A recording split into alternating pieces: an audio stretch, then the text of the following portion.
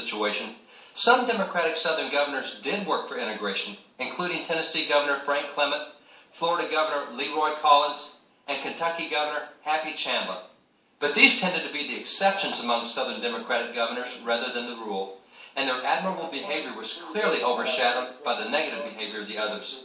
Democratic leaders long stood in the doorways of schoolhouses and told black children, "We don't want you in here to get the good education that our children are getting."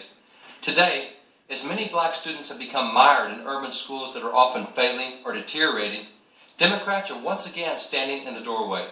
Consider the situation in Washington, D.C., where 84% of the city's students are black, despite the fact that nearly $13,500 is spent each year on every student in the district, an amount almost twice the national average of $7,500 per student.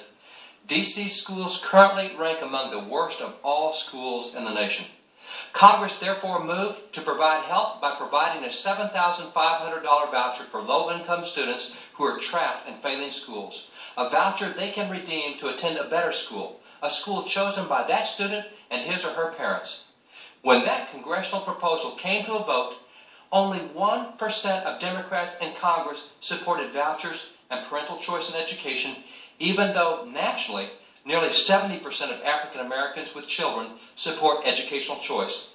While Democrats once stood in the doorways of public schools and told black students, "We don't want you in here," they're again standing in the doorways of public schools, this time telling black students that they don't want them out, that they want them to remain in failing schools. It appears that for a century and a half, Democrats have often taken wrong positions on educational opportunity for black Americans. Returning back to the 19th century, Representative John Roy Lynch, a congressman from Mississippi, was mentioned earlier. He had grown up as a slave until freed by the Emancipation Proclamation in 1863. Within a decade, he had become Speaker of the House in Mississippi and later received presidential appointments from Republican Presidents Benjamin Harrison and William McKinley. Lynch was appointed an Army officer during the Spanish-American War, earned a law degree, and was the chairman of the Republican Party in Mississippi. He was a leader who served his state and his nation well. In 1884, John Roy Lynch became the first black American to preside over a national political convention, the Republican National Convention in Chicago.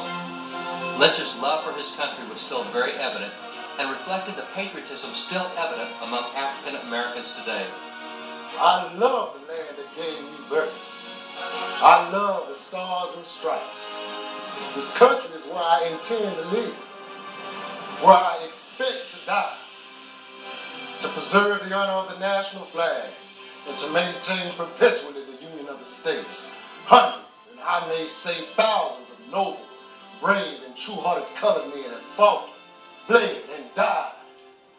While Lynch was the first black American to preside over a national political convention, he was not the last.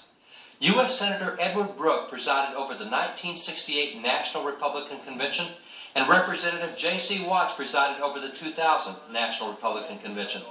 While 3 black Americans have presided over national conventions for Republicans, to date, Democrats have never had a black American preside over any of their national Democratic conventions. Following the